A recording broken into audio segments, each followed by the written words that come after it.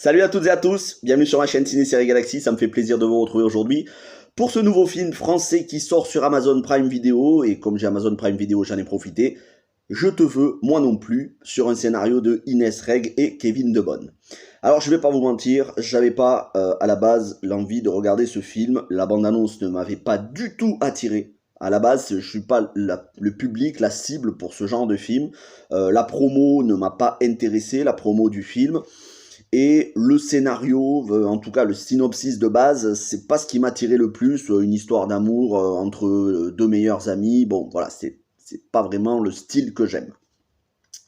Ceci dit, parce que les films français se font défoncer avant même d'être sortis, qui se font saccager par pas mal de rageux sur les réseaux sociaux, sur YouTube, sur Internet en général, je me suis dit, faut quand même surmonter son a priori négatif, peut-être qu'au final, le film va être intéressant.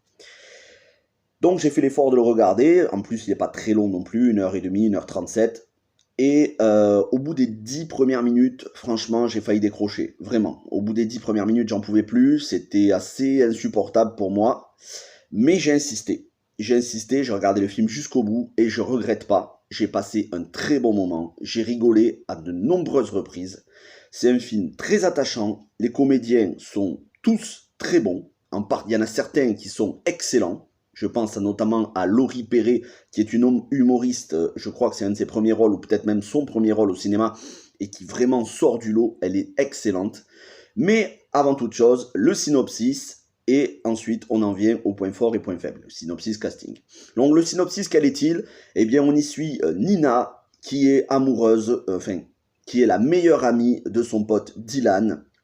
Ils se connaissent depuis le CE2, donc depuis l'enfance, et vraiment, ils partagent quasiment tout, hein, si ce n'est une intimité sexuelle, donc en dehors de ça, sinon ils partagent quasiment tout, ils dorment même dans le même lit, alors que elle est en couple et lui a pas mal d'aventures sans lendemain. Donc c'est vrai que c'est une situation assez étrange, plutôt même malsaine, je trouve.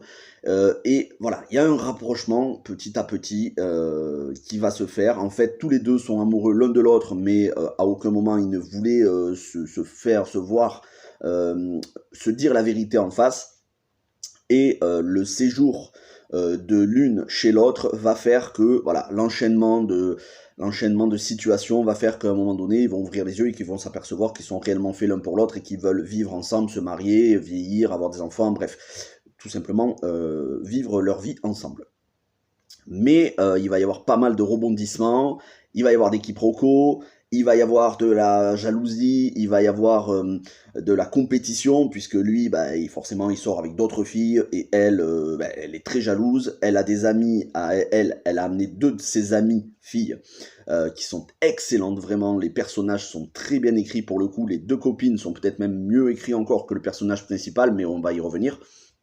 Bref, voilà, c'est assez attachant, c'est la comédie française, tournée dans le sud de la France, je crois que ça se passe au Pays Basque, très sympathique, les paysages, on voit de tout, on voit la mer, la montagne, la plaine, on voit quelques endroits assez représentatifs justement de ces endroits-là, donc du patrimoine français, c'est fort sympathique, écoutez, c'est un film qui est inspiré tout simplement de la vie de Inès Reg et Kevin Debonne. Les personnages, en fait, c'est eux, c'est leur histoire. J'ai pu le voir en interview, ce qu'ils disaient, en fait 80%, au minimum 80% du film, c'est exactement la réalité de ce qui s'est passé pour eux.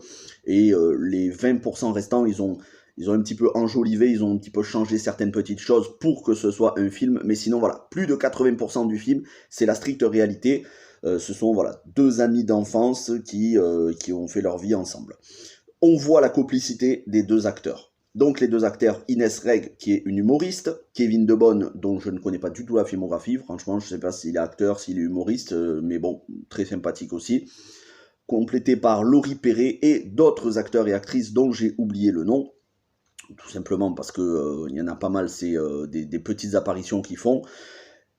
Laurie Perret, comme je le disais, fait partie des gros points forts. Elle fait la copine de Inès Reg, qui est complètement, enfin, pas d'info non plus, mais assez barge, qui saute sur tous les mecs et qui, au final, voilà, a un grand cœur. Je vous spoile pas le film, je vous spoile pas la fin. Il y a des rebondissements. Enfin, c'est pas fou non plus, attention, hein, le film est assez imparfait, il y a pas mal de défauts, notamment dans ces 3 premiers quarts d'heure. En gros, la première partie du film, c'est assez long à démarrer.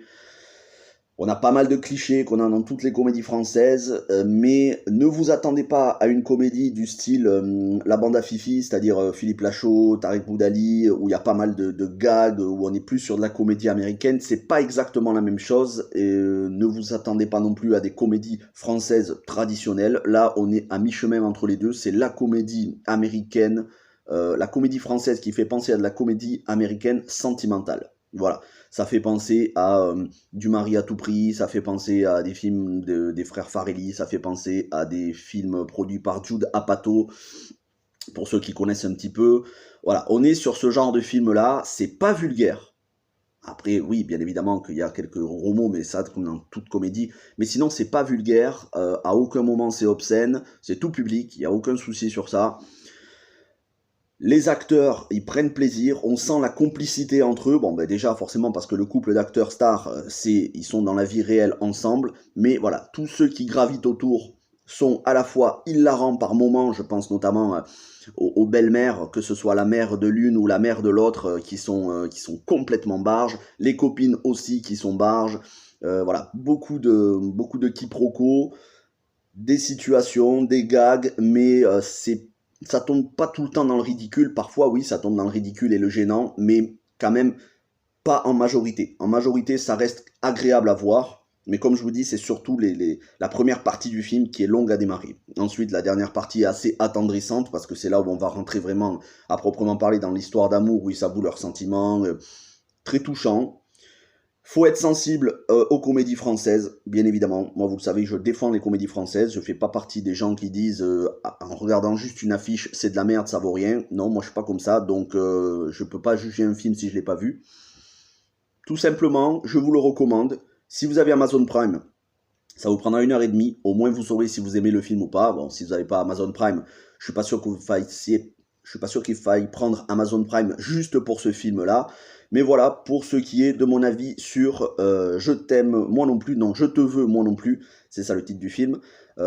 Une très bonne bande originale, je terminerai par ce point positif, une très bonne bande originale où on a notamment un morceau de Marvin Gaye et Tammy Terrell, Ain't No Mountain High Enough, qu'on avait déjà dans la bande originale des Gardiens de la Galaxie volume 1, ainsi qu'une chanson chantée par Inès Reg elle-même, qui a plutôt une jolie voix.